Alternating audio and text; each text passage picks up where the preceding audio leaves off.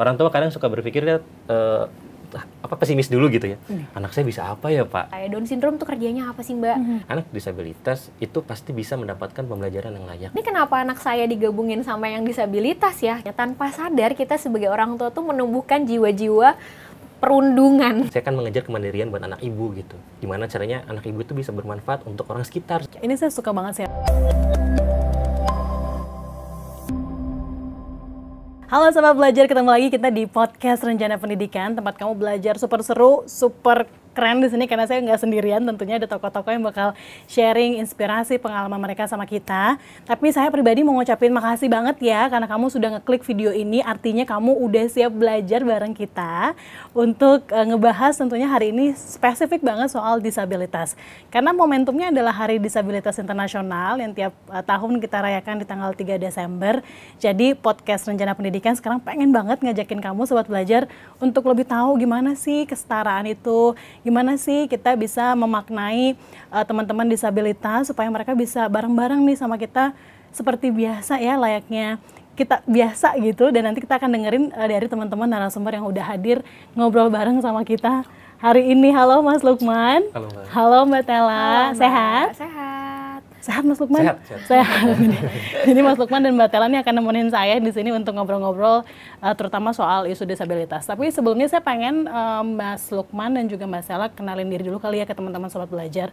Terutama kalau misalnya saya pengen tahu nih, dan mungkin teman-teman Sobat Belajar juga pengen tahu kenapa sih Mas Lukman dan Mbak Tella itu ada di isu disabilitas. Kalau Mas Lukman kan guru ya di SLB Negeri 9 Jakarta. Kalau Mbak Tella itu adalah founder dari Konekin gitu ya. Mungkin nanti boleh diceritakan juga Konekin itu apa. Tapi kita mulai dari Mas Lukman dulu kali ya. Oke. Silakan Mas Lukman.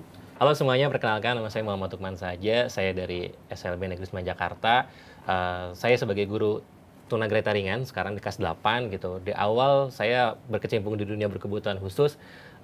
Saya awalnya di yayasan dulu sebenarnya, di asrama gitu, mengenal yang namanya anak berkebutuhan khusus. Nah sekarang itu saya mulai berkecimpung dengan guru gitu kan, karena saya selalu berpikir gitu kepada mereka, kalau bukan saya dan guru-guru SLB, siapa lagi gitu yang peduli sama mereka. Tapi ternyata sekarang jauh banyak gitu, orang di luar sana banyak yang peduli terhadap mereka gitu. Jadi saya sangat senang sekali bisa ikut bergabung dalam kegiatan ini gitu, seperti itu. Siap, jadi sehari-hari adalah mengajar di SLB Negeri 9 Jakarta, terutama untuk teman-teman tunagrahita. Mungkin boleh diceritain nggak? Mungkin Sobat Belajar ada yang masih belum familiar dengan kata tunagrahita itu. Jenis disabilitas seperti apa? Ya, tunagrahita itu sebenarnya lebih kepada kehambatan intelektual ya. Jadi di mana anak tersebut mengalami hambatan terkait dengan intelektualnya, jadi IQ-nya di bawah, dan itu membutuhkan pembelajaran yang spesifik sebenarnya gitu kepada anak tersebut itu. Mungkin ketika anak di kelas reguler, di kelas 8 ya dia bisa menggunakan pembelajaran di situ. Namun untuk kelas yang di SLB itu kayak perlu waktu yang lama gitu untuk mengajarkan sesuai dengan materinya, seperti itu. Siap, ditahan dulu ceritanya, nanti saya bakal kulik lebih banyak soalnya sama Mas Lukman soal pengalaman mengajarnya di SLB. Tapi saya pengen ke Mbak Tella juga. Mbak Tella, kan Mbak Tella tuh founder Konekin ya. Mungkin boleh jelasin ke teman-teman Konekin itu apa dan kenapa Mbak Tella ada di isu ini, sedangkan Mbak Tella mungkin punya banyak sekali pilihan dalam kehidupannya. Kenapa harus di isu disabilitas? Oke, halo Sobat Belajar, saya adalah Martella Rivera, founder dari Konekin, Koneksi Indonesia Inklusif, platform untuk edukasi dan pemberdayaan disabilitas sejak 2018. Jadi singkat ceritanya, saya membangun Konekin itu berawal dari pengalaman saya di 2013 sebagai guru di program Indonesia Mengajar. Saat itu saya mengajar di Maluku Tenggara Barat. Pasti Sobat Belajar bingung kan? Udah Tenggara Barat gitu. Tapi sebenarnya sekarang namanya Kabupaten Kepulauan Tanimbar, dan hingga saat ini sepengetahuan saya masih jadi kabupaten tertinggal. Nah di desa tersebut saya 1 tahun mengajar tanpa listrik dan sinyal, dan di sana saya dipertemukan dengan 3 siswa berkebutuhan khusus. Jadi ada 1 yang cerebral palsy, 1 learning difficulties, dan 1 lagi disleksia. Nah, dengan kondisi tidak ada listrik dan sinyal di desa saya, tidak semudah itu mencari informasi tentang apa yang harus saya lakukan kepada anak-anak ini. Terlebih saya bukan seperti Mas Lukman yang basicnya adalah pendidikan.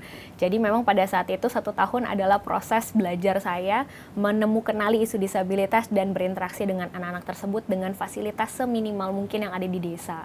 Nah, sepulang dari penempatan tersebut, saya merasa ini kok kayaknya bukan hanya tanggung jawab 1 tahun, tapi udah berubah menjadi sebuah panggilan atau calling, panggilan hidup saya. Tapi karena sadar bahwa basic pendidikan saya bukan pendidikan gitu ya, terus kemudian saya juga hanya punya pengalaman 1 tahun, saya lanjut dulu S2 ke Inggris dengan beasiswa LPDP. Saat itu saya pulang lagi ke Indonesia, 1 tahun saya membantu sebuah kementerian untuk membuat peraturan pemerintah turunan dari Undang-Undang Disabilitas, kenal sama banyak organisasi dan komunitas disabilitas, baru di 2018 berani untuk bisa membangun Konekin gitu. Jadi Konekin adalah platform sebenarnya untuk membuat impact ke teman-teman disabilitas gitu ya. Iya, tapi dengan pendekatan justru kita tappingnya lebih banyak ke teman-teman non-disabilitas supaya membentuk Indonesia yang inklusif itu kan juga memerlukan perhatian, kepedulian dari yang non-disabilitasnya. Ya, mungkin kalau teman-teman sudah belajar apa itu non-disabilitas gitu ya, itu adalah padanan sebenarnya kalau kita bicara soal disabilitas, berarti padanannya adalah non-disabilitas gitu ya. Saya mau balik lagi ke Mas Lukman. Mas Lukman kan guru. Kalau tadi Mbak Tella bilang bahwa background Mas Lukman ini strong banget di pendidikan. Mas Lukman punya banyak pilihan untuk jadi guru apapun nih ya. Tapi kenapa di guru khusus spesifik maunya ke SLB, dan apakah pernah gitu Mas Lukman ngerasa saya salah jalan gitu atau udah tepat seperti kata Mbak Tella udah calling juga? Sebenarnya sih awal cerita itu di 2009 ya. Saya lulus SMA itu saya ingin kuliah sebenarnya. Namun karena terbentur oleh dana gitu kan, dan saya juga punya idealis, saya pengen banget kuliah tuh ke jurusannya tuh yang bukan keguruan sebenarnya gitu. Oh gitu? Iya, awalnya itu saya pengen banget kuliah tuh jurusan kimia lah atau apa seperti itu ya. Namun pada akhirnya 2009 saya nggak keterima, 2010 saya langsung ikutan juga masih nggak keterima juga kuliah, dan saya bingung, dan akhirnya satu teman saya itu ngajakin untuk kerja di Yayasan Pendidikan Luar Biasa. Jadi masih jadi di bagian staf asramanya seperti itu kan. Nah disitulah saya mulai tertarik gitu, kayak melihat, loh kok ada anak seperti ini gitu kan, kenapa gitu kan, dan akhirnya saya berpikir bahwasannya kayaknya saya mulai tertarik nih dengan mereka gitu kan, dan saya berpikir ini ntar ke depannya mereka bisa kerja nggak ya gitu kan. Jadi kayak muncul pertanyaan, bisa kerja nggak, terus belajar gimana gitu kan, dan akhirnya saya berpikir wah saya kayaknya mulai tertarik ke sini gitu, dan akhirnya ketika saya kerja di situ ya udah saya mulai mencoba untuk mendalami gitu 2011, dan akhirnya dicoba untuk masuk kuliah di situ gitu kan 2011 itu, dan akhirnya 2011 kuliah sampai 2015, dan akhirnya memutuskan untuk menjadi seorang guru di 2015 itu di tempat yang sama di situ.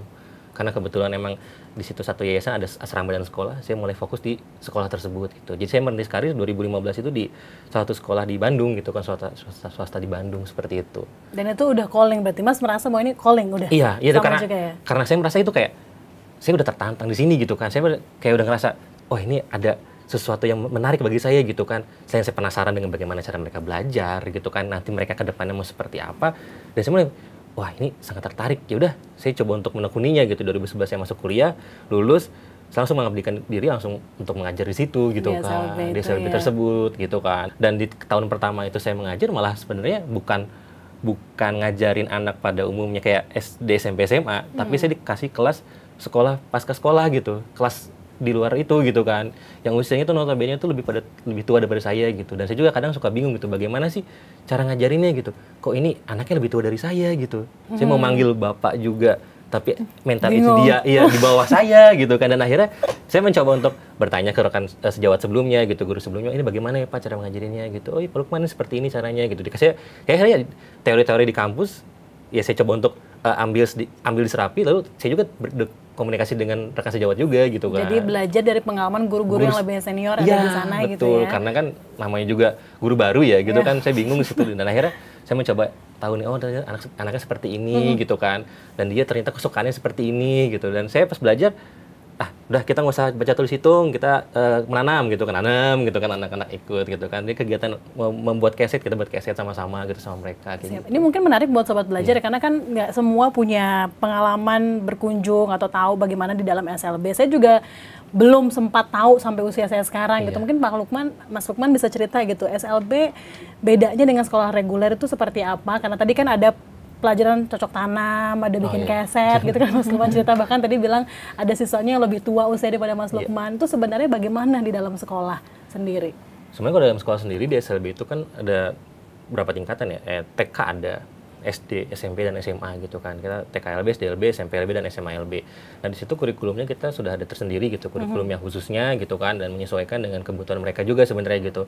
Namun kurikulum yang disediakan oleh pemerintah ini sebenarnya kita sesuaikan kembali sesuai dengan kemampuan dan kebutuhan dari peserta didik masing-masing seperti itu. Kita melihat kalau misalnya ada anak yang memang mampu di kurikulum tersebut ya kita ikutin. Namun ketika memang dia dirasa belum bisa, ya kita coba untuk turun ke bawah gitu kan. Misalnya siswa yang mana nih seperti apa gitu. Nah, untuk SMP dan SMA tadi gitu, di SMP SMA itu ada yang namanya vokasi sebenarnya.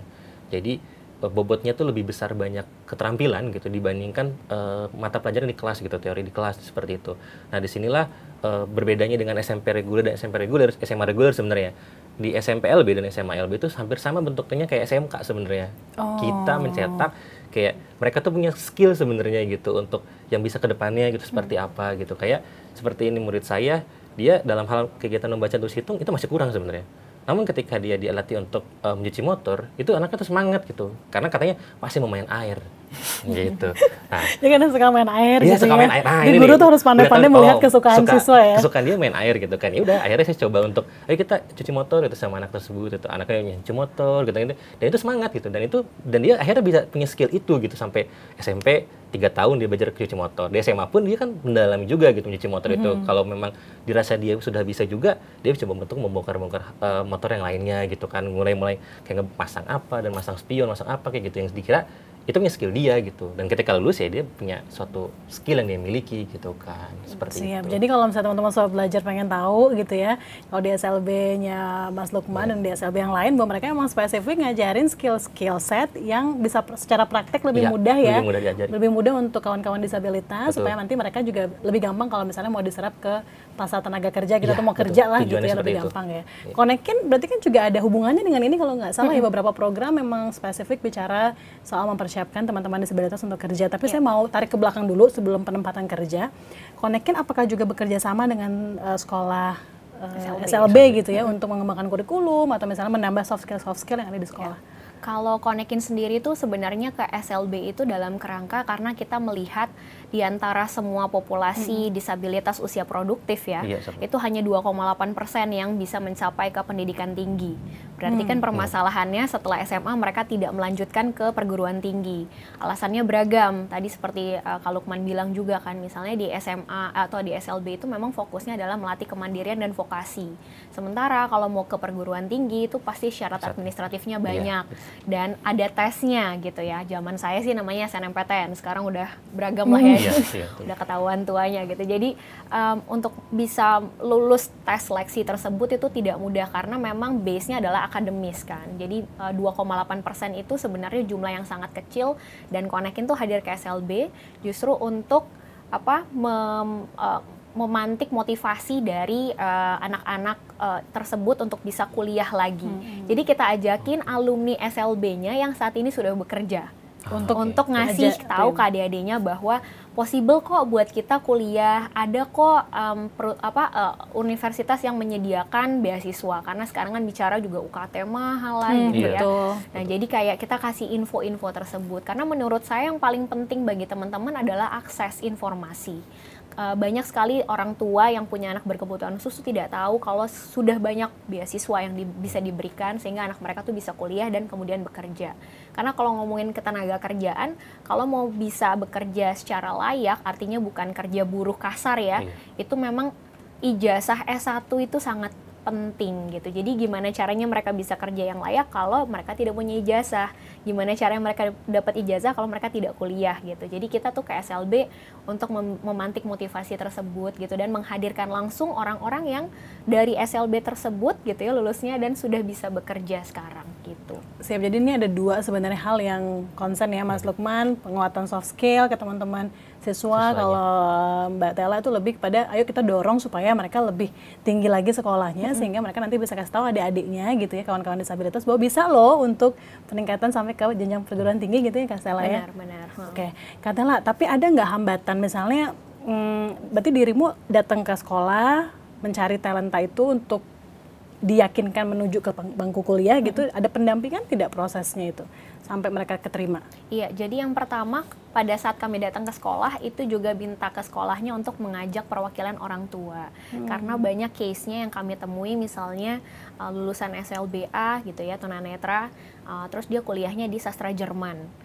Tanpa mendiskreditkan sastra Jerman, semua jurusan menurut saya tuh bagus gitu. Tapi yang mungkin orang tuanya sanksikan dari anaknya, kalau ngambil jurusan akuntansi mampu nggak ya, ini angka-angka semua anak saya nggak bisa lihat gitu. Padahal sebenarnya ya tergantung daripada anaknya tersebut punya passionnya di mana. Misalnya juga teman-teman tunanetra tuh banyak yang IT, karena justru kan selama mereka hidup itu memang mengandalkan teknologi untuk bisa mandiri ke mana-mana gitu ya. Jadi kayak untuk bisa berkarir di bidang IT itu sangat possible. Cuman orang tuanya kadang-kadang tidak terpapar dengan informasi tersebut. Padahal kalau kita lihat tren ketenaga kerjaan justru lebih banyak yang digital, IT itu lagi dibutuhkan sekali gitu kan. Nah, jadi kita hadir ke sana tuh biasanya ngajakin orang tuanya untuk tahu akses informasi apa saja sih buat kuliah. Terus yang kedua, sebenarnya ketika mereka kuliah pun masih banyak soft skill yang tidak terkejar untuk bisa sampai di dunia kerja. Jadi di Konekin kita punya program namanya Bersiap. Itu seperti bootcamp online 3 bulan untuk mempersiapkan mereka dari sisi soft skill. Jadi kita ajarin kayak English for business, karena sekarang lamaran kerja banyak yang pakai bahasa Inggris. Terus yang kedua communication skill. Jadi saat mereka wawancara mereka tahu gitu ya.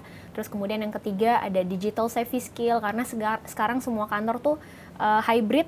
Artinya kita perlu datang ke kantor tiap hari tapi meetingnya online gitu. Nah, mereka perlu punya skill digital yang bagus. Terus yang selanjutnya tuh work ethics, karena kita nggak pengen teman-teman disabilitas itu merasa bahwa mereka harus diterima kantor karena mereka disabilitas. Bukan karena itu, bukan karena memang kita punya mandat atau kuota 1% untuk mereka, tapi ya karena kemampuan, kapasitas gitu, supaya mereka saat diterima kerja pun karena kemampuan mereka, bukan karena kedisabilitasan mereka. Ini saya suka banget sih apa yang dibilang sama Kak Tella, sebenarnya Mas Lukmannya, bahwa jangan sampai kita mengempower teman-teman disabilitas hanya karena harus gitu ya, tapi memang mereka sadar juga bahwa mereka bisa untuk melakukan itu yang seperti teman-teman non-disabilitas lainnya gitu ya. Tapi kan di Indonesia sendiri kan ada keharusan ya, bahwa sekolah reguler juga harus menerima teman-teman disabilitas untuk bergabung sehingga sekolah lebih inklusif. Kalau Mas Lukman dan Mbak Tella melihat ini seperti apa? Mas Lukman dulu deh. Kalau dari sudut pandang saya sebenarnya ketika pemerintah membuka ini sebenarnya itu sangat bagus banget, ini program yang sangat bagus sebenarnya gitu, di mana anak disabilitas itu bisa sekolah di sekolah reguler sebenarnya seperti itu kan. Nah, saya melihat itu banyak terjadi di lapangan gitu kan, bahwasannya mereka tuh kayak datang anak ke sekolah gitu kan, guru itu masih belum siap sebenarnya dengan melihat sekolah tersebut kayak, aduh ini bagaimana cara penanganannya gitu kan, cara penanganannya. Ini mungkin tantangan tersendiri dari adanya program pemerintah itu. Ini bagaimana cara menangani anak tersebut gitu kan, dan itu yang sering terjadi gitu, sering banget tuh diskusi. Saya juga sering diskusi dengan beberapa rekan dari guru di sekolah lain gitu kan, sekolah-sekolah reguler lainnya.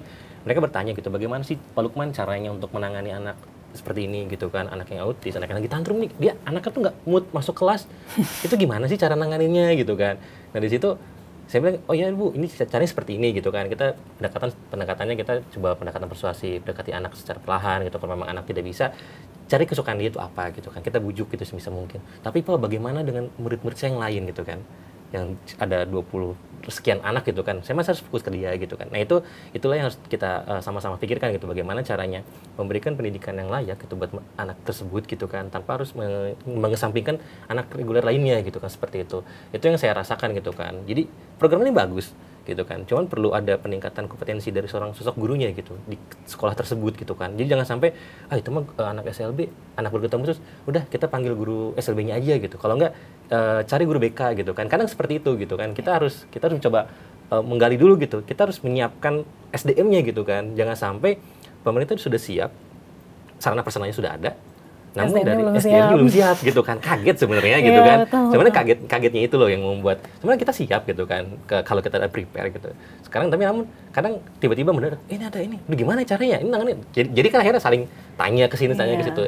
Ya memang itu suatu kewajiban kita bertanya satu sama lain yang benar gitu kan. Cuman pada dasarnya ini perlu ada penguatan dulu sebenarnya gitu kan. Seperti itu. Karena di awal program pemerintah meluncurkan sekolah penyelenggara pendidikan inklusif, kayak kita harus siap nih gitu kan, guru-guru seperti itu gitu kan. Namun kita jalannya bisa gitu, di jalannya saya lihat bisa tuh Bu, Bapak, Ibu, Bapak pada bisa menjalankannya gitu kan. Cuman ya itu sharing, diskusi sering terjadi gitu kan, bagus sebenarnya itu. Cuman alangkah lebih baiknya memang si gurunya tersebut itu memang sudah harus siap gitu kan untuk dengan bisa menghandle anak berkebutuhan khusus gitu. Kalau Kak Tela sendiri ngeliatnya kayak gimana tentang kebijakan ini?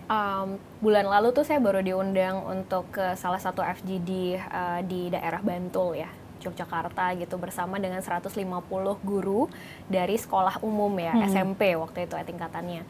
Dan SMP mereka adalah SMP yang inklusif gitu. Jadi yang saya banyak terima justru curhatan, karena saya ngelihatnya memang pemerintah tuh punya tujuan yang bagus gitu ya untuk pendidikan inklusif ini gitu. Dan saya sendiri pada saat saya kuliah di Inggris, saya melihat efek dari pendidikan inklusif itu justru masif sekali gitu. Dan jadi, bagus ya sebenarnya. Bagus sekali gitu, apalagi di sana mulai dari TK gitu kan, semua anak-anak sudah dibaurkan gitu. Jadi mengenal tentang teman-teman yang disabilitas sudah dari kecil sekali.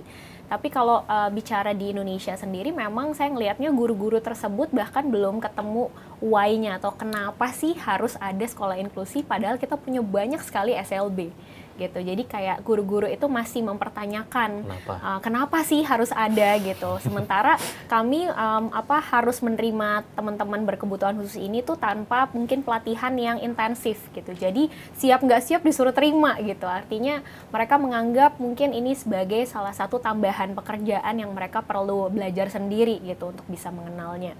Itu pertama. Yang kedua, mungkin beda sama Kak Lukman yang di SLB ya. Kalau Lukman mungkin nggak menghadapi orang tua yang mempertanyakan kenapa anak saya digabung sama yang disabilitas gitu. Saya bisa terbayang gitu orang tuanya akan mempertanyakan kan orang tua nggak semuanya open minded ya. Begitu misalnya mereka sampai rumah terus anaknya bilang gini, ibu bapak gitu di sekolahku tuh lagi menerima siswa disabilitas, tapi jadinya tuh guruku tuh ngikutin dan memprioritaskan dia, jadi kita yang lainnya tuh agak disuruh nunggu kadang-kadang gitu. Otomatis kan itu jadi sesuatu yang disebut komplain lah ya sama orang tua gitu, datang ke sekolah, ini kenapa anak saya digabungin sama yang disabilitas ya gitu. Nah jadi dari sisi orang tuanya pun masih ada yang reluctant atau kayak menolak gitu ya, anaknya mungkin menghadapi situasi di mana ada siswa disabilitas gitu. Terus yang ketiga sebenarnya mungkin yang secara teknis GPK atau guru pembimbing khusus kita tuh belum cukup ya di Indonesia. Jadi saya paham kenapa Kementerian Pendidikan tuh berusaha sekali misalnya mengembangkan pendidikan berjenjang, pendidikan inklusif, supaya guru-guru tuh terpantik untuk belajar secara mandiri gitu ya. Siapapun gurunya, mau guru mata pelajaran, guru kelas, bisa berinteraksi dengan siswa disabilitas. Terus kalau kita ngomongin sekolah swasta gitu, untuk orang tua yang banyak duit ya tinggal panggil shadow teacher, tapi itu tidak bisa dilakukan oleh orang tua di sekolah negeri karena menengah ke bawah kan gitu. Jadi memang banyak sekali tantangannya yang perlu dihadapi. Tapi saya sangat optimis gitu, karena menurut saya kalau kita berpijak pada siap nggak siap, ketika kita sadar bahwa kita belum siap ya nggak siap-siap. Jadi mulai aja dulu dengan segala tantangan prosesnya. Menurut saya itu semuanya proses pembelajaran, baik dari sisi pemerintahnya sebagai regulator maupun dari sisi sekolahnya sebagai implementator kebijakannya, dan kita juga sebagai orang tua gitu. Jadi memang perlu kerjasama. Saat kita tahu bahwa di sekolah anak kita menerima siswa berkebutuhan khusus, ya kita justru menjelaskan ke anak kita justru gitu ya. Jadi jangan ada siswa anak berkebutuhan khusus ya gitu, ya udah kamu jangan dekat-dekat sama dia deh gitu kan, jadinya juga membuat gapnya juga tetap ada gitu. Jadi sebagai orang tua pun kita perlu untuk belajar lagi supaya bisa ngajarin anak kita soal keberagaman dan inklusivitas gitu. Siap, ini mumpung ya karena kita lagi di episode yang spesial sekali bahas disabilitas. Saya juga nggak tahu yang nonton apakah anak-anak saja atau jangan-jangan orang tuanya juga lagi nonton. Mungkin ini kesempatan yang bagus buat Mas Lukman dan Mbak Tela juga ngasih tahu kami semua gitu.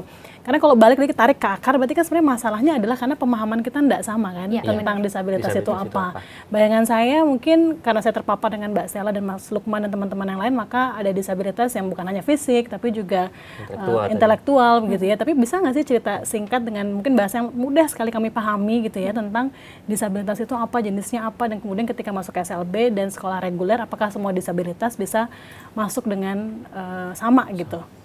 Oke, kalau dari sudut ini ya, disabilitas sebenarnya ada banyaknya ragamnya sebenarnya gitu. Kalau saya istilahnya dari peserta didik berkebutuhan khusus itu mulai dari hambatan intelektual, hambatan pendengaran, itu jadi kayak dari hambatan intelektual dulu dah, tadi dengan kelas saya gitu. Hambatan intelektual itu terkait dengan dia tuh memiliki hambatan dalam hal IQ-nya gitu kan. IQ dia berarti di bawah rata-rata gitu kan, dan itu membutuhkan proses pembelajaran yang mungkin berbeda dengan yang lain gitu kan, seperti itu. Nah, untuk hambatan pendengaran itu pun sama gitu kan, yang mungkin gangguan dalam hal pendengaran gitu kan. Nah, ini terkadang juga mereka memang memiliki IQ yang bagus gitu kan, dan istilahnya dalam hal komunikasi, dalam hal pembelajaran itu sangat nyambung gitu kan, seperti itu kan. Nah, di seperti itu. Nah, selanjutnya juga ada hambatan penglihatan gitu yang tidak bisa melihat. Nah, di sini kita melihat bahwasannya ya anak-anak seperti itu memang mereka tidak bisa melihat, namun pasti ada sesuatu yang kita gali gitu ya. Ternyata keahliannya, kok tadi kan katanya hanya IT gitu kan. Di kelas saya, di sekolah saya itu ada anak yang dia mengalami penglihatan, namun ternyata bisa kegiatan Islami gitu, kayak misalnya azan itu suaranya bagus kayak gitu kan, kata saya tuh kan. Terus dia juga bernyanyi itu suaranya bagus juga gitu kan. Itu kan pasti ada sesuatu yang selain dia ada kekurangannya, pasti ada kelebihannya gitu kan di situ. Nah, saya juga ada hambatan fisik yang terkait dengan tunadaksa kayak gitu kan, cerebral palsy dan seperti itu juga ada di sekolah saya gitu. Dan kalau misalnya bicara untuk sekolah reguler itu juga sangat memungkinkan untuk dia bisa masuk ke sekolah reguler. Jenis disabilitas bisa masuk. Jenis disabilitas itu bisa masuk semua ke sekolah reguler gitu kan, tanpa terkecuali. Intinya kita berpikir bahwa yang namanya disabilitas mengalami hambatan fisik gitu kan, atau misalnya hambatan dalam hal sensori juga, ya kita melihat gitu, oh ini anak bisa gitu kan, nggak mungkin mereka tidak bisa melakukan pembelajaran gitu kan. Saya selalu berpikir bahwasannya anak disabilitas itu pasti bisa mendapatkan pembelajaran yang layak gitu. Jangan sampai mikir gini, orang tua kadang suka berpikir pesimis dulu gitu ya. Anak saya bisa apa ya Pak? Tenang Bu, anak ibu pasti bisa gitu kan. Pasti ada sesuatu yang kita rasa dia nggak ada bakat di satu ini, tapi kita ada bakat yang lainnya gitu kan. Itu yang saya selalu tanamkan kepada orang tua. Mungkin kalau di sekolah saya tidak pernah mengalami yang tadi kata Kak Stella, bahwasannya orang tua itu bertanya gitu, kok anak saya ditempatkannya bareng sama ini gitu. Nah, kalau di saya bukan itu, saya bertanya, orang tua selalu bertanya gini, Pak, anak saya kok nggak bisa baca tulis hitung gitu kan. Saya selalu bilang, Bu, saya selalu menekankan ketika ibu bisa baca tulis hitung anaknya, itu adalah satu bonus bagi saya gitu kan. Saya akan mengejar kemandirian buat anak ibu gitu. Gimana caranya anak ibu itu bisa bermanfaat untuk orang sekitar sebenarnya gitu, dan tidak tergantung pada orang lain. Itu sebenarnya yang saya tekankan dengan konsep disabilitas yang saya pahami gitu kan, seperti itu. Kalau Kak Tela ada tambahan nggak tentang tadi konsep disabilitas jenis-jenisnya, atau apa yang kita semua nih harus satu frekuensi dulu nih untuk menyelesaikan atau ngobrolin soal isu ini? Iya, kalau tadi kayak Kak Lukman bilang soal tunagrahita tuh, saya sebenarnya ada beberapa buku di sini ya. Jadi yang pertama tuh ada buku judulnya You Are Enough. Ini ceritanya tentang Down syndrome, yang sering kali orang sebut idiot gitu ya. Padahal sebenarnya tidak. Ketika intelektualitas seseorang itu di bawah rata-rata, percayalah kalau dia sebenarnya punya kelebihan lain. Betul. Contohnya kayak di buku cerita ini, karena memang buku cerita anak gitu ya, jadi penggambarannya sangat-sangat anak-anak banget. Mudah dipahami ya. Nari balet gitu ya. Tapi dijelasin di sini dia tokoh utamanya gitu. Dan ini adalah menurut saya buku cerita anak-anak ini adalah salah satu tools yang bisa dipakai oleh orang tua, guru untuk bisa bercerita tentang Down syndrome itu seperti apa gitu. Jadi dari perawakannya gitu ya. Dan satu lagi tuh misalnya kayak ada buku Included judulnya. Kalau ini lebih banyak lagi. Jadi satu buku ada beragam disabilitas. Ada yang pakai kursi roda, terus ada juga yang nanti di dalamnya ada yang tuli gitu ya, ada yang Down syndrome, ada yang autism gitu. Dan ini dijelasinnya ya dengan khasnya anak-anak gitu. Nah, ketika saya jadi orang tua 2022 saya lahiran gitu, saya ngerasa bahwa buku-buku ini adalah alat bagi saya untuk ngajarin anak saya tuh sedini mungkin tentang inklusivitas gitu. Tapi pada saat teman-teman nanya, terus gimana dong Tel cara dapetin bukunya gitu? Pasti buku-buku ini tuh memang impor dan harus pesan sebulan, 2 bulan. Dan bahasa Inggris gitu. lagi ya. Dan berbahasa Inggris. Jadi kayak nggak semua orang bisa baca dan beli karena mahal, terus bahasa Inggris gitu. Nah akhirnya karena saya sadar, oh ya ternyata literasi kita tentang disabilitas itu minim karena bahan bacaannya pun sangat sedikit di Indonesia.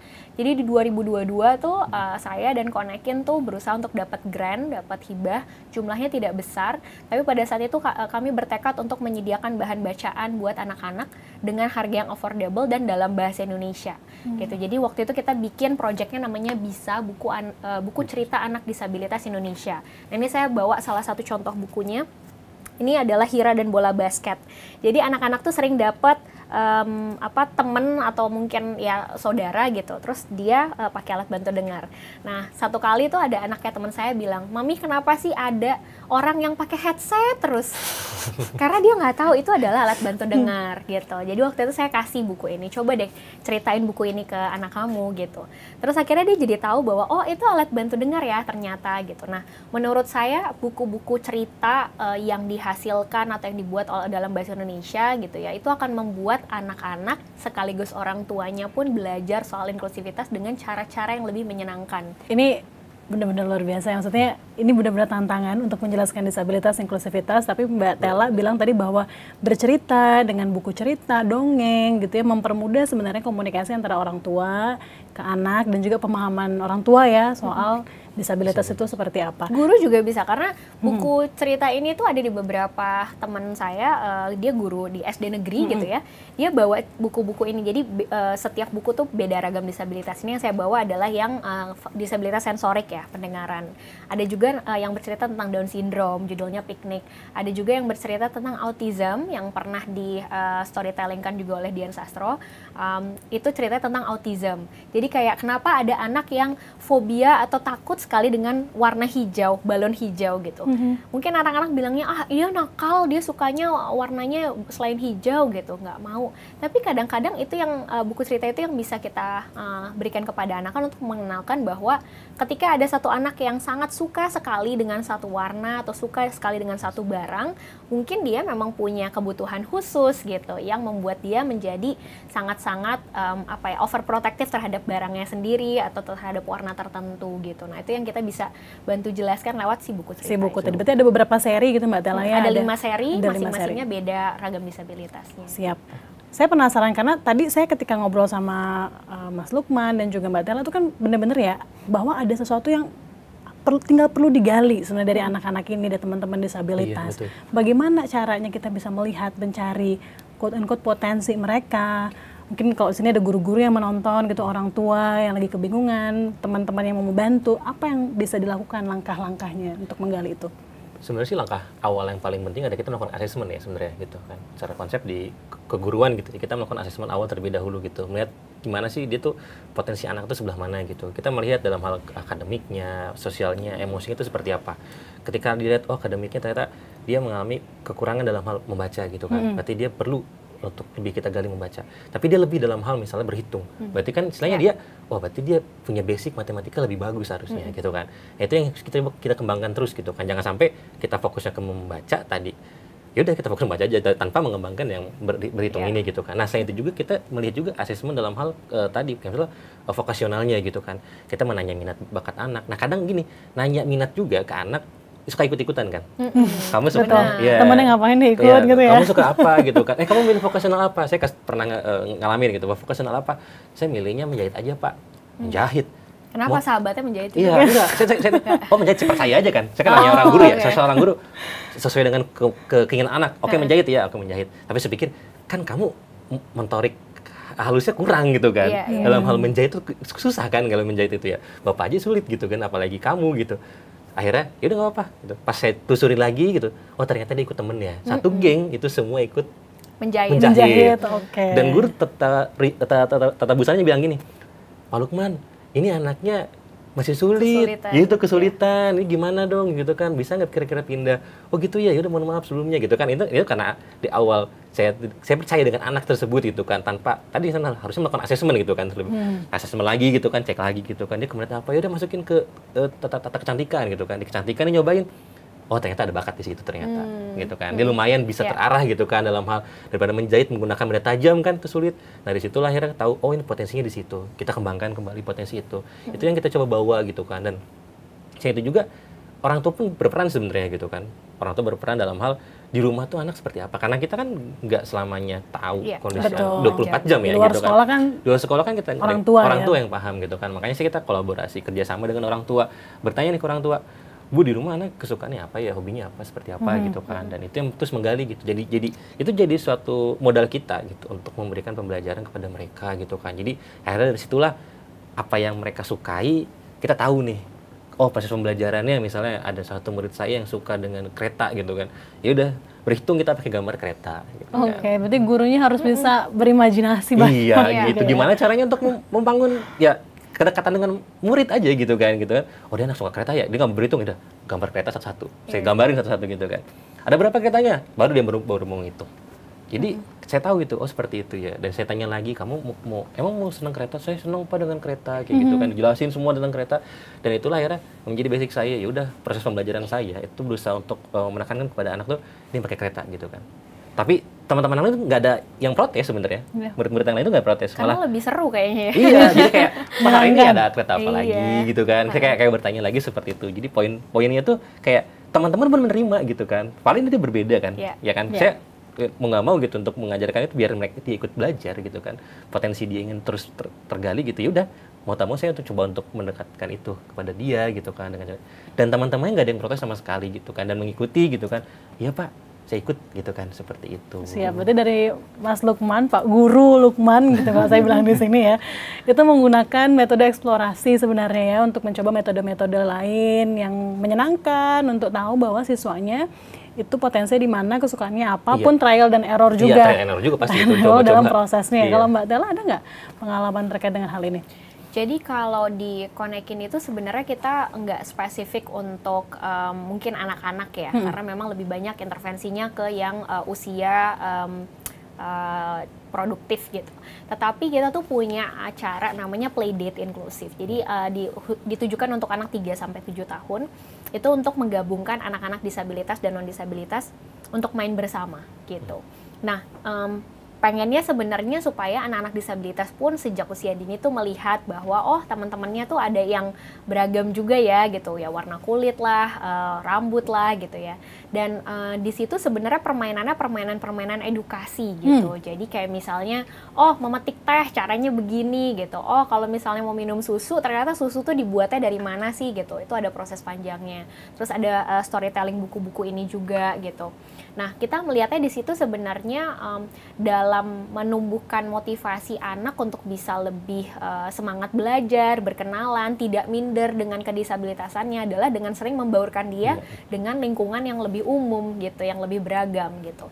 Karena kadang-kadang yang saya lihat orang tua dengan anak disabilitas tuh berusaha untuk protektif terhadap anaknya. Jadi kalau mau main bareng tuh jangan nanti takut dibully gitu. Padahal sebenarnya untuk menumbuhkan kepercayaan diri terus juga mentalitas anak-anak itu tuh ya memang perlu untuk main bareng gitu. Jadi main bareng tuh esensial sekali menurut kami bagi anak-anak disabilitas. Terus yang kedua, kalau tadi Kak Lukman bilang assessment gitu ya, bagi saya tuh sebenarnya ada satu hal yang mungkin agak miss. Kayak kita dulu, Mbak Sasti dulu cita-citanya apa pas kecil? Pas kecil cita-cita saya basic jadi dokter. Mas Lukman? Kalau pas saya kecil, pertama kali pengen jadi profesor saya. Saya juga waktu kecil juga cita-citanya tuh dokter. Itu cita-cita latah sebenarnya, karena kita kayak terpaparnya, yang sukses tuh bagus dokter gitu. Jadi kayak dokter. Yang saya pahami sekarang dengan akses informasi di mana anak-anak kita juga bisa mengakses teknologi, dia tuh punya lebih banyak cerita profesi. Jadi kayak ternyata ada ya Kak Sasti jadi hostnya podcast, seru juga ya gitu. Ada ya content creator bisa hasilin duit ya dari situ. Ada ya ternyata teman-teman yang mungkin buka startup bisa punya bisnis sendiri gitu. Jadi profesinya tuh lebih banyak. Makanya sebenarnya assessment penting, tapi assessment tersebut tidak hanya menitik beratkan pada anak tuh sukanya apa sih. Karena kadang-kadang kita sukanya sesuatu A, tapi ternyata ahlinya B. Karena kita tidak tahu aja. Benar, karena kita ngelihatnya teman saya sukanya A, yaudah saya A aja ikut-ikutan, atau memang kita memang suka sesuatu tapi kita nggak expert di situ gitu. Jadi dengan terpapar sama informasi, menurut saya kayak orang tua dengan anak disabilitas itu perlu sering ngajakin keluar untuk memperlihatkan beragam profesi. Jadi pada saat misalnya anaknya jalan terus ngelihat, aku mau deh kayak gitu jadi engineer. Ya udah gitu, dicari bakatnya gitu, diperkenalkan, buku-buku dikasih, permainan dikasih. Kalau dia dilihat bahwa ya memang benar-benar suka engineering ya gitu, ya udah seterusnya ya dikembangkan, diasah gitu. Terus ada juga misalnya kayak Down syndrome, banyak yang nanya ke saya, Down syndrome tuh kerjanya apa sih Mbak? Kan intelektualnya tuh nggak bisa ya untuk bisa kerja gitu. Saya cerita, Ibu tahu nggak? Nanti Ibu coba googling ya, namanya Lemon Tree Hotel di India, itu mempekerjakan semuanya adalah Down syndrome. Kenapa? Karena anak Down syndrome itu tahan terhadap pekerjaan repetitif. Jadi yang mengulang-ulang gitu. Dan itu sudah diuji coba. Jadi ada yang karyawannya non disabilitas disuruh ngelipetin spray, housekeeper gitu ya. Sama yang Down syndrome itu jauh lebih cepat dan teratur yang Down syndrome.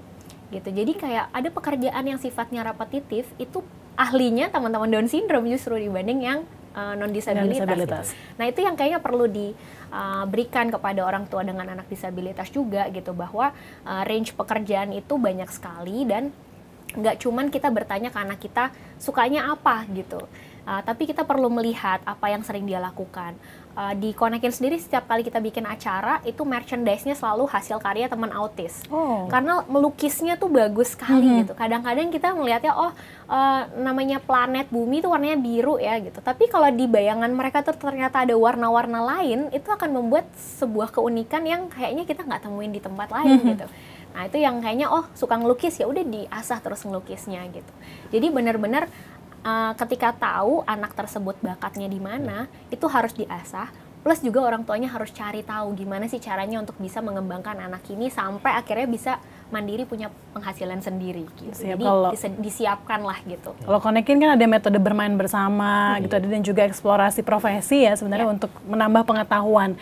Saya sih sepakat bahwa sebenarnya ini bukan hanya tugas guru, orang tua, tapi lingkungan juga. Misalnya saya juga bertanggung jawab sebagai masyarakat untuk tahu bahwa ada disabilitas, ada inklusivitas, dan ada hal yang bisa kita lakukan bareng-bareng sebagai masyarakat kan untuk mendorong mereka supaya lebih baik lagi. Tapi saya tadi penasaran, mungkin quick answer aja Mbak. Kenapa main bersamanya 3-7 tahun? Kenapa nggak yang lebih tua juga dilibatkan dalam proses main bersama tadi? Oke, karena sebenarnya kita melihatnya menanamkan nilai inklusivitas itu selayaknya kita kenal yang namanya golden years ya. Tahun emasnya anak-anak tuh sebenarnya sampai 5 tahun kan katanya. Tapi untuk beberapa ragam disabilitas mungkin ada yang sudah 7 tahun tapi mentalitasnya masih 5 tahun gitu. Jadi kita coba 3-7 tahun. Terus yang kedua sebenarnya karena memang fokusnya adalah untuk ngajarin si anak-anak ini sejak dini lewat buku cerita dan permainan gitu. Bagi saya sih anak 3-7 tahun tuh lebih mudah menyerap ilmu-ilmu baru. Sama halnya kayak kita kalau ngajarin anak kita masih kecil gitu, bahasa tuh cepet banget kan. Betul. Nah, itu sama dengan kayak kita mau injeksi nilai inklusivitas di anak-anak kita tuh lebih cepat di usia 3-7 tahun. Terus karena memang bermain gitu ya, kita ngelihatnya teman-teman disabilitas itu yang kurang justru bermainnya gitu. Jadi kayak berapa banyak sih anak disabilitas yang pernah ke playground, padahal di Jakarta banyak banget playground gitu, dari yang murah sampai yang mahal gitu. Nah, itu yang kita coba lihat, apa sih yang hilang dari anak-anak disabilitas di usia dini gitu ya. Oh, ternyata main bareng di playground. Ya udah kita ajakin playdate-nya ke playground bareng sama anak-anak non disabilitas gitu. Oh, ini seru banget sih. Ini kayaknya harus, kalau misalnya ada informasinya nanti bisa dibagikan ke kita supaya kita bisa 30 November. untuk bisa diajak main bareng-bareng gitu ya. Tapi Pak Lukman, ada nggak metode serupa yang SLB Negeri 9 juga lakukan, bermain bersama dengan teman-teman non disabilitas untuk siswanya? Sebenarnya untuk di SLB 9 sendiri sebenarnya masih belum pernah ya untuk melakukan kegiatan ini. Sebenarnya ini sangat menarik sekali bener ya gitu ya, melihat dari Katela gitu bahwasannya ada anak bersama gitu, membaur gitu, disabilitas sama disabilitas bersama gitu bermain. Itu sangat bener, tadi dari awal tuh sudah menanamkan, pasti kan bakal muncul pertanyaan gitu, kok dia pakai ini gitu kan, anak kecil pasti bakal bilang seperti itu, dan akhirnya dijelaskan oleh gurunya gitu kan, itu bukan pakai headset gitu kan, pasti seperti itu, dan itu pasti akan muncul pertanyaan-pertanyaan random dari anak-anak, dan akhirnya itu, nah itulah yang di SLB 9 belum sempat saya lakukan gitu kan. Ini salah satu program yang sangat menarik gitu ya. Namun kalau di sekolah saya di Bandung, itu pernah ada salah satu sekolah datang ke SLB saya gitu kan, di SLB yang tempat saya mengajar itu, dia ikut bermain gitu kan. Dia mewarnai secara bersama, satu kelompok itu di dalamnya diisi oleh anak-anak disabilitas sama non-disabilitas, digabung gitu kan. Ada yang anak non-disabilitas itu lebih semangat itu, ayo kamu ambil ini, ayo kamu ambil, jadi kayak ngajarin gitu kan. Nah sementara yang disabilitasnya awalnya malu-malu, lama-kelamaan akhirnya dia mulai nyaman gitu kan di situ. Dan saya merasa langsung melihat, oh bagus ya ini ya gitu kan di program ini gitu kan, ketika ada anak dari sekolah lain datang ke sekolah kami gitu untuk, padahal cuma 1 hari doang saat itu Mbak, gitu kan, 1 hari doang gitu kegiatannya, dan itu nggak ada yang takut. Bisa kan anak kecil ya, besok kok, ya apaan sih itu? Gitu kan, itu kenapa sih gitu ya? Tiba-tiba ketawa sendiri, atau misalnya tiba-tiba dia meluk gitu kan, respon kan anak juga beda-beda ya gitu kan. Anak disabilitas suka tiba-tiba meluk lah, terus tiba-tiba kayak sok akrab gitu kan. Betul. Kan namanya kita yang kalau misalnya ngelihat, tuh kenapa tuh ya gitu, kok deket kayak gitu, tiba-tiba seperti itu. Nah, itu pas coba waktu di sekolah di Bandung itu, dia jalan gitu kan dan merasa nyaman gitu anak-anak tersebut gitu kan. Nah ini mungkin jadi suatu program baru saya ini satu ide lah gitu lah gitu. Ide. Habis ini. Kebetulan di sekolah sebelah kan SD Iya. saya, sebelahnya juga SMP. Nanti mungkin ada program baru karena saya juga ada OSIS ya di sekolah saya itu ada OSIS juga gitu. SMP saya mengadakan OSIS ya mungkin nanti next time ada kegiatan bersama gitu, bisa bergabung gitu kan mengundang SD sebelah atau kita yang SMP. bermain atau ke Iya, SMP benar. ke situ. Seperti itu. Ini menarik sih. Ini juga jadi catatan buat teman-teman sobat belajar. Jadi bermain bareng itu juga bisa dilakukan dengan teman-teman disabilitas Iya. gitu ya. Dengan terbuka aja teman-teman duduk bareng, ngobrol bareng, menerima kalau bingung-bingung mungkin bisa ditanyakan ke orang tua ya. Iya. Atau curhat ke orang tua supaya teman-teman juga tetap bisa berkomunikasi dengan baik dengan teman-teman disabilitas lainnya. Tapi Pak Lukman, ini saya ke Pak Lukman dulu ya Mbak Tela ya. Pak Lukman kalau di sekolah, Pak Lukman pernah nggak sih punya pengalaman entah gurunya yang mogok ngajar atau siswanya yang mogok belajar? Ada nggak? Itu biasanya kenapa dan bagaimana melanjutkan proses belajarnya? Kalau di kelas saya sendiri ya sebenarnya ada salah satu murid perempuan ini ya. Dia tuh tidak mau memanggil nama saya dan menatap mata saya selama sekitar 2-3 bulan itu. Saya bingung, kenapa nih anak nggak mau? Kalau saya panggil, kan namanya tuh Nadia gitu. Kenapa gitu kan? Saya panggil namanya, dia diem kata gitu. Kok nggak nengok gitu kan? Terus di luar juga dia acuh banget, cuek banget itu sama saya tuh. Saya bingung kenapa gitu. Sampai belajar tuh saya mau masuk belajar ke dia tuh nggak bisa sama sekali, benar-benar mentok tidak bisa. Dia kalau ayo belajar gitu. Dia cuma gini doang ya, diem gitu kan. Saya pujokin, ayo deketin semakin malu. Saya mikir, oh karena saya laki-laki, dia perempuan kali ya, dia minder kali ya gitu. Namun lama-kelamaan tuh saya nanya ke guru sebelumnya, seperti itu tidak waktu kelas 8 gitu kan. Yep. Nanya ke guru sebelumnya, iya Pak, sama saya juga seperti itu. Oh berarti bukan masalah gender dong, bukan masalah laki-laki dan perempuan ya ternyata. Berarti memang dia ada rasa pemalu gitu kan di situ seperti itu. Saya coba untuk deketin lagi gitu, bujuk lagi, ayo belajar gitu kan. Nggak mau Pak. Akhirnya ngomong tuh, nggak mau, tapi marah ngomongnya. Ini gimana ceritanya saya belajarin? Ya itu kalau yang lain di sekolah reguler mungkin dia harus fokus sama satu anak, sisanya 29 itu harus ditangani gimana. Nah kalau saya 6 murid, satu anak ini, jadi 5-nya tuh bingung, ini tunggu ya bentar ya Bapak, satu kecil dulu ya gitu kan. Jadi Seperti itu. malah temennya yang minta gitu ya? Iya, sebentar dulu ya ini. Akhirnya gitu. Dan akhirnya saya coba metode di mana saya ngelihat nih dia, oh dia deket sama satu perempuan di kelas saya. Dia ngobrol lancar. Dia kalau sama temannya lancar kalau ngobrol. Dia ngobrol, komunikasi dua arah masuk. Tapi ketika sama saya dia benar-benar mentok. Nggak pernah mau untuk berkomunikasi. Belajar pun nggak mau gitu. Sampai 2-3 bulan pertama saya ngajarin dia tuh bingung. Saya benar-benar frustasi saat itu. Sampai bilang ke orang tuanya, Bu mohon maaf nih Bu ya, saya susah masuk ke anak ibu gitu. Jadi Karena hampir menyerah juga. hampir menyerah gitu. Sampai akhirnya saya nemu momen di mana dia tuh, oh dia senang sama murid ini ya. Coba deh, Zahra, kamu coba ajarin Nadia. Jadi saya lewat perantara. Iya. Dan ternyata masuk. Di situ langsung saya mikir, wow berarti udah, saya pembelajarannya kita rubah jadi pembelajaran pola kelompok. Kelompok satu yang ada isinya Nadia dan Zahra, satu lagi tambah satu murid lagi, dan yang lain juga sama. Seperti itu. Dan ini akhirnya saya pembelajaran pun masuk ke dia gitu. Dia ngajarin ini dan Zahra ngajarin lagi, ulang gitu kan. Zahranya pun untung kebetulan murid saya tuh, dia senang banget gitu kan, memberikan pembelajaran kepada anak tersebut gitu kan. Kayak, ini ya, walaupun saya sambil emosi gitu kan, ini ya gitu. Tapi tetap aja dia ngajarin gitu. Dan itu akhirnya berjalan, dan di semester selanjutnya, anak tersebut alhamdulillah sudah mulai mau lihat saya gitu. Ketika dikelompokkan, dia kan sudah bisa mulai aktif ya. Saya udah mulai kenyambung gitu dengan saya. Saya tanya dia udah mulai mau. Dan ketika proses pembelajaran pun tanpa adanya satu anak Zahra itu, dia sudah mulai masuk gitu kepada saya gitu kan. Dan di luar kelas pun dia udah mulai manggil nama saya gitu kan. Di luar kelas tuh kayak udah mulai manggil Pak Lukman gitu dengan senyumnya dia gitu kan. Dan itu merasa kayak saya, wah akhirnya saya berhasil nih kepada dia gitu kan. Setelah sekian lama gitu. Karena saya merasa bahwa ini adalah proses belajar saya gitu kan, belajarnya saya dan dia gitu kan. Saya pas lagi pembagian rapat, saya bilang ke orang tuanya, Bu, mohon maaf kalau selama 3 bulan pertama saya belum optimal. Saya jujur kepada orang tuanya. Saya mohon maaf sebelumnya karena saya belum optimal sama sekali dalam proses pembelajaran gitu kan. Karena saya perlu proses gitu waktu ini. Saya juga sampai bertanya ke guru sebelumnya, apakah salahnya di saya, ataukah memang terkait apa gitu kan. Ternyata memang dia tuh memang malu gitu kan gitu, dan akhirnya perlu ada satu orang pendorong gitu untuk bisa belajar gitu di situ kan. Dan akhirnya saya jelaskan ke orang tua, dan orang tua pun akhirnya mengerti gitu kan, bahwasannya dia tuh paham bahwasannya oh anak saya ternyata mengalami malu ya Pak ya, ya sudah Pak kalau begitu, yang penting anak sudah mau, sekarang udah mau sama Bapak, mau nggak marah-marah lagi kan. Awal marah-marah sampai bener dia kayak ngelempar apa gitu kan, sampai ngebentaknya kayak cewek banget lah, ya cewek banget seperti apa gitu kan. Sampai akhirnya saya bilang, udah Bu, sekarang udah alhamdulillah nggak terlalu kayak awal-awal, sekarang udah berkurang gitu, dan semester 2 ketemu lagi, dia udah mulai nyaman gitu sama saya, dan tanpa Zahra belajar udah mulai masuk, dan sekarang dia udah masuk SMA kan, sekarang dia naik SMA.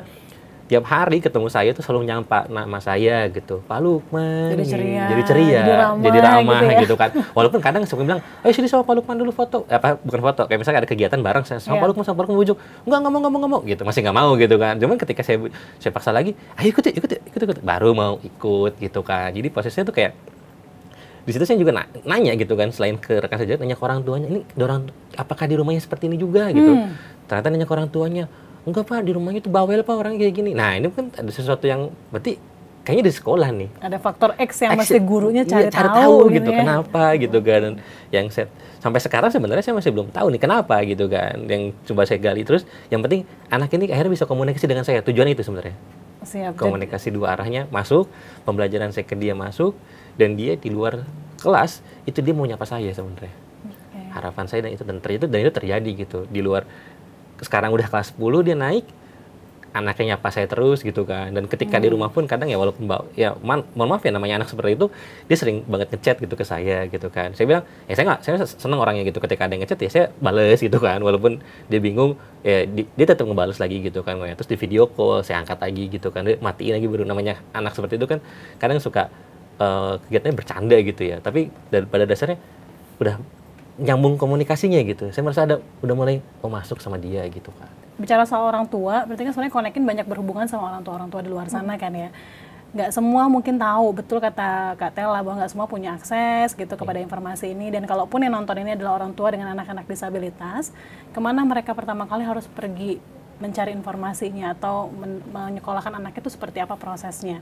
Dan misalnya saya nih orang tua dari non-disabilitas, apa yang bisa kami bantu sebenarnya Kak Tella untuk proses mendorong inklusivitas di masyarakat? Iya, yang pertama untuk orang tua dengan anak disabilitas pasti yang perlu banget ditumbuhkan adalah rasa bahwa mereka tidak sendirian, gitu. Dan rasa itu bisa didapat ketika mereka berjejaring dengan komunitas. Jadi nggak jarang misalnya Konekin ada aja tiap hari yang DM, saya punya anak autis, saya harus ngapain, saya harus cari informasinya di mana. Dan mungkin guru di sekolahnya mungkin belum terlalu tahu gitu ya, komunitas apa sih yang ada di sekitar mereka. Makanya kita juga di Konekin kita punya 17 konektor. Konektor itu relawan yang ada di 17 kota se-Indonesia. Itu juga sebenarnya untuk membantu siapapun, orang tua ataupun ya caregiver gitu ya, yang memang pengen tahu gimana sih caranya untuk bisa terhubung dengan yang satu komunitas gitu. Nah, jadi menurut saya yang pertama banget ditumbuhkan adalah rasa bahwa mereka tuh tidak sendirian lewat komunitas, karena itu peer support banget, support system mereka gitu yang perlu membuat mereka merasa lebih nyaman gitu ya. Yang kedua adalah tentunya pada saat mereka ingin memilih berbagai jenis terapi, itu semua harus dikonsultasikan dengan dokter tumbuh kembang anak gitu. Nah, nggak boleh namanya self-diagnose gitu ya. Jadi artinya kalau mereka sudah melihat kayak, oh ini anak saya ada kecenderungan tidak bisa bertatapan mata gitu, tadi Kak Lukman cerita gitu, ya bisa jadi ada spektrum ASD gitu ya, apakah ada spektrum autismnya gitu ya, levelnya ringan atau mungkin sedang gitu, itu semua perlu dikonsultasikan dengan dokter tumbuh kembang supaya pemberian treatment atau terapinya juga tepat. Misalnya, oh perlu terapi perilaku, terapi bicara, atau yang lainnya. Terus yang ketiga sebenarnya pada saat ingin menentukan sekolah, biasanya orang tua nanya nih, anak saya nih disabilitas, sekolahnya SLB apa sekolah inklusi ya? Gitu. Nah, itu sebenarnya kita harus melihat juga dari sisi anaknya. Pernah ada di Konekin orang tua yang memutuskan untuk TK dan SD, dia tempatkan anaknya di SLB. Supaya apa? Supaya anaknya tidak kaget, pertama. Terus yang kedua, dari sisi kemandiriannya dibentuk dulu. Setelah SMP, pindah ke SMP negeri biasa. Itu balik lagi pilihan orang tua, dan orang tua yang paling tahu anaknya ini kapasitasnya, terus kepercayaan dirinya seperti apa.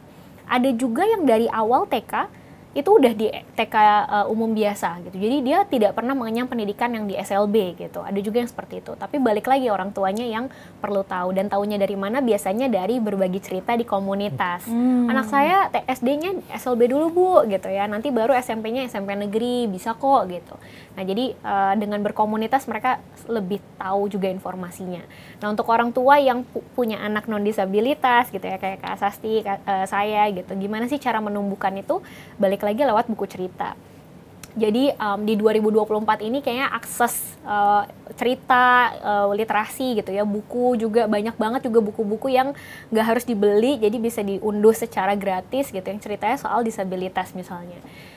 Kenapa kita sebagai orang tua juga perlu belajar supaya, ini saya ingat banget dulu kejadiannya, saya ke wahana bermain sama ibu saya, waktu itu saya SMP, saya ngeliat ada anak Down syndrome, saya tanya, Mama itu kenapa? Ibu saya cuma jawab, jangan diliatin, nanti dia marah, makanya kamu harus bersyukur. Jadi kadang-kadang kita sebagai orang tua juga tuh karena tidak tahu, akhirnya justru membuat anak kita merasa bahwa oh, hal yang tersebut, hal yang berbeda itu adalah hal yang lebih rendah dari saya. Saya lebih tinggi di atasnya. Tanpa sadar kita sebagai orang tua tuh menumbuhkan jiwa-jiwa perundungan. Karena bully lah ya. Iya, bully, karena bully. kita secara nggak langsung menempatkan posisi anak kita itu di atas dari anak disabilitas, dan itu bahaya sekali. Jadi kalau misalnya kita nggak tahu pun, ya udah kita, oh Mama nggak tahu, nanti kita cari tahu bersama ya, kita nanti googling bersama ya kan, banyak ya cara-cara yang seperti itu, nanti menemukan kenalinya bersama-sama, pas ngelihat videonya, oh ini yang tadi kita lihat kan, ini namanya Down syndrome gitu. Jadi jangan langsung dijawab kasihan, kamu lebih bersyukur, atau kayak jangan dilihatin nanti marah, yang membuat anak-anak itu tidak mau lagi berinteraksi dengan anak-anak disabilitas. Jadi kita sebagai orang tua juga sebenarnya harus memperkaya diri kita juga dengan berbagai pengetahuan gitu. Dan yang kedua adalah ketika anak kita akhirnya sekolah, terus di sekolah mereka juga ada anak berkebutuhan khusus gitu. Bagi saya sekolah pun justru juga perlu menyiapkan wadah-wadah bagi orang tua muridnya. Misalnya sesederhana POMG ya, pertemuan orang tua murid dan guru gitu. Nah, itu sebenarnya di situ adalah diskusi yang tepat, di mana saling mensosialisasikan bahwa Bapak Ibu di sekolah kita ada 8 anak berkebutuhan khusus, ada yang seperti apa ragam disabilitasnya gitu. Nah, nanti 8 anak ini akan berbaur bersama anak Bapak dan Ibu sekalian gitu. Jadi orang tua pun nggak kaget karena sudah disosialisasikan oleh sekolah gitu ya. Dan kita selalu bilang ke anak kita bahwa kalau kamu bisa bantu, ayo bantuin temennya, tapi nggak maksa gitu, karena ada juga anak disabilitas yang nggak mau dibantu, misalnya kayak kursi rodanya udah elektrik, ngapain didorongin kan. Nah, kadang-kadang kan anak-anak tuh suka saya mau dorong gitu ya, padahal kayak jangan, ini kan udah aku tinggal pencet ini udah jalan sendiri gitu. Nah, jadi kita ngajarin anak kita untuk ask first, tanya dulu, perlu dibantu nggak? Kalau perlu dibantu aku bantuin, kalau nggak apa-apa. Terus kamu udah ngerti belum pelajarannya? Kalau belum, aku bantu jelasin gitu. Jadi membuat anak kita tuh menumbuhkan empatinya tuh lewat bertanya terlebih dahulu, kemudian berinteraksi lebih sering. Ini menarik banget sih. Jadi baik itu orang tua yang harus terbuka, menyadari dulu, yang menerima gitu mungkin ya, menerima anaknya disabilitas, dan kemudian mencari informasi sebanyak-banyaknya, nggak usah harus bertemu fisik dulu, tapi dari sosial media justru bisa juga kan, kayak Konekin kan punya akun Instagram, bisa DM di sana, bertanya di 17 titik lokasi ya, untuk informasi bisa kemana dan harus ngapain, ke dokter mana, mungkin ada juga saran-saran dari Konekin mungkin ya, untuk orang tuanya. Untuk misalnya klinik gitu, kita ada beberapa gitu ya, tergantung daripada lokasi tempat tinggal mereka lah gitu. Tapi kan sebenarnya sekarang kalaupun memang mau gratis gitu, di BPJS juga menyediakan, jadi sebenarnya bisa ditanyakan ke puskesmas atau vaskes pertama gitu ya, apa yang harus dilakukan gitu. Dan juga untuk teman-teman orang tua yang dari non-disabilitas juga sangat bisa dengan belajar dari buku, mendongengkan anaknya, dan hati-hati untuk kasihan dan juga bersyukur ya, untuk untuk proses mengenal disabilitas gitu ya. Dan menumbuhkan empatinya. Siap. Nah, saya tuh tadi juga tertarik karena kan Kak Tella bilang bahwa ada kurikulum di situ kan ya, kurikulum yang ketika anaknya udah siap dia bisa pindah ke SMP yang reguler ketika dia sudah dari sekolah SLB. Di Mas Lukman sendiri proses itu juga ada nggak ya di sekolah SLB Negeri 9 Jakarta? Kalau di SLB 9, sebenarnya ini bukan hanya SLB 9 ya, di semua sekolah pun itu terjadi sebenarnya. Ketika dia posisinya, benar tadi kata-kata lagi gitu, di TK SD ingin di SLB terlebih dahulu gitu, karena mengedepankan kemandirian sebenarnya gitu kan. Nah, di situ ketika dia mau ke SMP itu silahkan, dipersilahkan sebenarnya gitu kan. Jadi boleh dia boleh untuk silahkan pindah. karena memang kan itu kan pindah dari SD LB kita kan ke SMP LB itu satuan pendidikan berbeda gitu kan ke SMP. Nah kita lihat juga tadi benar kesiapan dari orang tuanya siap atau tidak, anaknya siap atau tidak. Kan yang tahu kan orang tua sebenarnya dan guru di kelas 6-nya sebenarnya gitu kan. Di guru kelasnya tuh apakah memungkinkan, pasti kan orang tua itu berbicara dengan guru wali kelasnya gitu kan. Walaupun anaknya bilang, "Saya mau sekolah SMP di luar dengan di SLB gitu kan." Maksudnya anak suka kayak gitu kan bilangnya gitu kan. Ya orang tua pasti bertanya dulu ke wali kelasnya, "Bu, kira-kira anak saya mampu tidak sih, Bu?"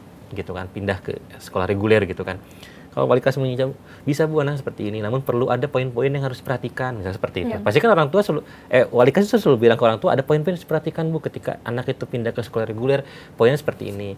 Ibu, kurikulumnya akan berbeda pertama," gitu kan. Itu akan mengikuti kurikulum dari sekolah reguler seperti itu. Lalu lingkungan tempatnya itu pasti apakah menerima atau tidak gitu kan. Di situ yang harus kita garis bawahi gitu kan. Ibu harus siap di situ dengan itu semua gitu kan.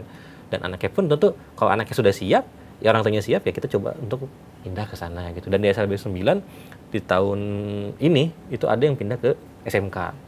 Dari SMP itu pindah ke SMK. Ya. Karena memang dia sudah mampu untuk Karena dia sudah pindah mampu ke untuk pindah SMK ke SMK reguler. gitu ya. Gitu Secara kan. vokasinya Secara sudah vokasinya baik, sudah ya. bagus gitu kan. Dan melihat dari itunya. Dan di sekolah SMK-nya pun dia menyesuaikan gitu kan. Misalnya kondisi anaknya seperti ini, yaudah kita sesuaikan lagi gitu kan proses pembelajarannya gitu kan, karena kurikulumnya juga menyesuaikan kembali gitu dengan anak gitu kan, Dengan seperti si anak itu dengan si anak itu sendiri. sendiri gitu kan. Sobat Belajar kalau misalnya punya pengalaman yang sama atau misalnya ada komen terkait dengan obrolan kita, boleh banget ya dituliskan, nanti admin pasti akan langsung ngeliat nih, ngebacain, siapa tahu juga bisa jadi inspirasi untuk obrolan kita nextnya di podcast episode berikutnya gitu ya. Tapi ini menarik tadi, karena saya orang balik lagi ya, saya orang luar yang kemudian ini adalah sesuatu yang sangat baru untuk saya, soal disabilitas, SLB, sekolah inklusif itu kan baru sekali buat saya. Dan mungkin Mbak Tela ini kan sehari-hari udah bergumul dengan isu ini ya, melihat langsung pekerjaan dari Mas Lukman, melihat langsung bagaimana pembuat kebijakan merumuskan berbagai macam kebijakan inklusif. Ada nggak komentar sebenarnya untuk bagaimana kita memastikan bahwa ini rata nih mutu kualitas pendidikan? Dan bagaimana meningkatkan itu sebenarnya di Indonesia Raya? Oke, untuk menjamin mutu pendidikan tuh sebenarnya ada 2A yang selalu saya pegang. Yang pertama adalah A, akses gitu ya, karena saya percaya akses informasi terhadap bahan bacaan maupun pengetahuan terkait dengan kedisabilitasan tuh harus merata gitu ya, untuk guru, orang tua gitu, dan pihak sekolah juga tentunya. Dan yang kedua adalah adil. Nah, adil ini sering sekali didefinisikan tuh sama. Jadi ketika kita sekolah inklusif, ini kan pendidikannya pendidikan inklusif ya Mbak, harusnya kan setara ya. Jadi saya nggak perlu dong menyesuaikan cara pembelajaran saya dengan anak berkebutuhan khususnya, harusnya dia yang bisa ngikutin. Nah, banyak juga guru yang masih berpikiran seperti itu. Jadi kayak, oh yang penting disatuin aja di satu kelas, udah kita ngajarinnya satu cara gitu. Nah, padahal sebenarnya adil itu artinya adalah sesuai dengan kebutuhan gitu. Kayak tadi yang Kak Lukman lakukan ya, even di SLB sekalipun itu penyesuaian tetap dilakukan. Ketika misalnya satu muridnya nggak terlalu bisa mengikuti pembelajaran langsung dari gurunya, maka yang bisa dilakukan adalah pembelajaran kelompok, karena dia lebih put trust atau kepercayaan sama temannya dulu gitu. Nah, sama halnya di sekolah inklusif juga seperti itu. Berarti guru itu harus bisa adil, artinya menyesuaikan dengan kebutuhan dari siswanya gitu. Saya percaya ini sebenarnya kalau diomongin kayaknya gampang, tapi dilakuin susah ya. Berkali-kali bertemu dengan ratusan guru juga pasti curhatannya sama. Cuman menurut saya yang perlu dilakukan adalah dari sisi sekolah maupun pemerintah daerah itu memang memberikan alokasi budget khusus untuk pelatihan guru gitu. Saya tahu bahwa banyak sekali platform-platform yang disediakan oleh Kementerian Pendidikan atau mungkin banyak sekali dari provider lain yang menyediakan pembelajaran secara mandiri. Tapi bagi saya, guru-guru tuh sampai di titik ini tuh masih perlu yang namanya pelatihan secara offline tatap muka, sehingga ketika mereka merasakan tantangan tertentu, masalah tertentu, mereka bisa langsung mengungkapkannya dan mendapatkan solusi atau mungkin mendapatkan penguatan dari teman-temannya lain yang ikut pelatihan juga. Jadi memang saya lihat harapannya guru-guru tuh masih pengen ikut pelatihannya tuh yang tatap muka gitu ya, supaya mereka juga bisa saling berbagi cerita gitu. Jadi pelatihan itu sangat-sangat esensial buat guru-guru di sekolah inklusif gitu, karena selayaknya guru SLB aja terus meningkatkan kapasitas dirinya, apalagi guru-guru yang awalnya dia tidak punya siswa berkebutuhan khusus, tiba-tiba sekarang harus menerima gitu ya. Tentu mereka perlu juga diperlengkapi gitu supaya bisa melakukan pengajaran yang lebih bermakna dan adil buat semua. Ini kata kunci ya, bermakna, bermakna dan adil gitu untuk tentunya untuk siswa ya, baik yang disabilitas. Karena kita pengennya dan kan juga sebenarnya disabilitas. anak-anak itu tidak hanya sekolah tapi belajar. Betul. Karena banyak yang ke sekolah tapi tidak bersekolah. Nah, itu dia. Ini kan semua episode kita tuh kuncinya benang merahnya sama. Belajar itu adalah proses yang dicari ketika kita masuk ke sekolah. Betul. Jadi bukan hanya sekedar datang ke sekolah, tapi belajar dengan baik di dalam sekolah sehingga bisa bermakna kehadirannya. Tapi ada harapan nggak aksi nyata yang Pak Guru Lukman ingin sampaikan ke kita semua nih di sini di episode kali ini? Harapan saya sih ke depannya ya terkait dengan pendidikan inklusif ini ya gitu. Jadi kita semua siap gitu dengan apa yang dilakukan oleh program pemerintah gitu kan. Kita harus bisa saling bekerja sama, kolaborasi. Jadi jangan sampai kita sudah mendapatkan pelatihan, mungkin kementerian sekarang sudah mengadakan pelatihan tadi berjenjang itu ya, sudah ada pelatihannya, tapi jangan berhenti di situ sebenarnya. Kita tetap harus berkoordinasi, berkolaborasi dengan sekolah-sekolah terdekat, terutama sekolah SLB ya gitu kan, pusat sumber lah istilahnya sebenarnya kalau di Jakarta seperti pusat sumber, kita saling berkoordinasi gitu, bagaimana caranya menangani anak berkebutuhan khusus, bagaimana cara proses pembelajaran seharusnya gitu kan, tadi benar katanya adil itu tidak berarti harus sama semuanya gitu kan, dan kita harus cari tahu gitu kan bagaimana yang tepatnya seperti apa sih gitu kan, seperti itu. Nah kedepannya gitu kan, saya sih berharap gitu ketika saya jadi seorang guru gitu, sekolah luar biasa, saya ingin sekali gitu, ingin bisa saling berbagi gitu kan dengan rekan-rekan di sekolah, guru-guru di sekolah umum sebenarnya seperti itu kan. Sekarang sudah mulai saya sudah mulai gitu kan, sebenarnya sudah mulai berbagi gitu kan. Namun ada momen di mana saya tuh ingin sekolah, saya datang ke sekolah tersebut, saya saling berkunjung gitu kan. Kalau sekarang saya yang diundang gitu, sama saya yang diundang untuk Pak ini gimana ya solusinya gitu. Karena saya sebenarnya dari harapan saya ingin saya yang terjun langsung gitu, ingin ke sekolah-sekolah dekat sekolah saya dulu lah sebenarnya gitu kan, di SD sebelah, di SMP sebelah untuk melihat Pak ini gimana Pak, kita sering diskusi saja gitu kan, walaupun saya belum bisa membantu secara pengajaran gitu ya, karena saya tidak mungkin mengajar di situ juga gitu, dua sekolah, tapi setidaknya saya bisa memberikan masukan dan saran terhadap program PDBK seharusnya di sekolah tersebut itu seperti apa gitu kan. Itu sih aksi yang ingin saya lakukan ke depannya gitu terkait dengan pendidikan inklusif ini gitu. Kalau sobat belajar nyolokin Pak Guru Lukman bisa? Bisa Ya? Bisa. Jadi nggak terbatas yang hanya di Jakarta, tapi nanti bisa dibagikan mungkin di sini di subtitle gitu ya, akun sosial media Pak Lukman, sehingga bisa terkoneksi dan belajar bagaimana Pak Lukman mendevelop atau mengembangkan kurikulum di sekolah SLB. Kalau dari Katela sendiri, ada nggak harapan dan aksi nyata yang pengen disampaikan ke sobat belajar biar mereka ikutan nih semangat untuk mewujudkan inklusivitas di Indonesia? Iya, jadi kalau Konekin itu tiap tahunnya tuh kita punya acara namanya Pesta Inklusif, itu untuk merayakan Hari Disabilitas Internasional gitu. Dan acara tersebut tuh sebenarnya terbuka bagi siapa saja yang ingin memang belajar, berkenalan dengan teman-teman disabilitas gitu. Nah, tahun ini kita ngadain di 6 Desember 2024 di Taman Ismail Marzuki. Di situ ada diskusi publik terkait juga dengan pendidikan, karena kita akan menghadirkan teman-teman disabilitas yang sekarang sudah berkarya di bidang masing-masing gitu ya, untuk bisa share pengalamannya dan harapannya bisa memotivasi adik-adiknya gitu ya, untuk bisa semangat mencapai pendidikan lebih tinggi. Terus juga ada kelas belajar, ada 10 kelas belajar di mana masing-masing kelas belajar itu ada 25 peserta nanti. Topiknya beda-beda dan harapannya siapapun teman-teman disabilitas, non-disabilitas yang pengen belajar tuh bisa gabung di situ untuk belajar topik-topiknya. Ada mulai dari project management, belajar tentang pendidikan inklusif juga gitu ya. Terus kelas untuk cuan dari live streaming. Itu ada juga. Ada, karena kita tahu bahwa sekarang tuh porsi pekerjaan atau profesi itu banyak sekali gitu untuk bisa mendapatkan penghasilan. Jadi kita bikinin kelas-kelas tersebut gitu supaya teman-teman disabilitas pun bisa belajar gitu. Jadi ajakannya adalah datanglah ke pesta inklusif gitu ya, dengan kepoin Instagramnya Konekin gitu. Mungkin kasih tahu dong Instagramnya ke jangan lupa follow Instagramnya @konekindonesia untuk tahu informasi lebih lanjut tentang pesta inklusif. Tanggal 6 Desember. Tanggal 6 gitu ya. Desember. Bapak mau sekalian bagi Instagram, boleh loh Pak, mumpung. Jangan pakai Instagram kok. Mungkin nanti kalau privat bisa kasih email atau apa nanti di boleh. deskripsi video ya. Terima kasih sekali Pak Lukman dan juga Mbak Tela untuk waktunya dan ceritanya. Saya sih pribadi banyak sekali belajar, dan mungkin saya mau juga sharing ke teman-teman. Pengennya sih nerusin obrolan ya, tapi sayang kan waktunya udah habis gitu ya, jadi saya nggak bisa lagi melanjutkan. Tapi bukan berarti berhenti di sini bicara soal disabilitas, inklusivitas gitu ya. Saya pribadi nangkep tadi poin dari Mbak Tela soal akses dan juga adil gitu. Kita harus baik-baik memahami bahwa akses harus terbuka lebar dan harus dimanfaatkan jika itu memang sudah ada. Dan adil itu bukan berarti semua harus dapat hal yang sama. Memastikan bahwa setiap orang, setiap siswa itu tahu kebutuhannya di mana, dan guru, orang tua, masyarakat itu bisa membantu, begitu ya Kak Tela dan juga Mas Lukman ya. Dan tambahan dari saya cuma 3 hal. open mind, open heart, dan open will. Buka pikiran kita terkait ini, buka hati kita gitu ya, dan buka kemauan kita untuk bersama-sama bantu teman-teman disabilitas untuk bisa jadi bagian utuh dan bermakna untuk kita. Terima kasih, sampai jumpa lagi di podcast Rencana Pendidikan berikutnya. Dan jangan lupa untuk subscribe, bagikan juga, dan komen sebanyak-banyaknya.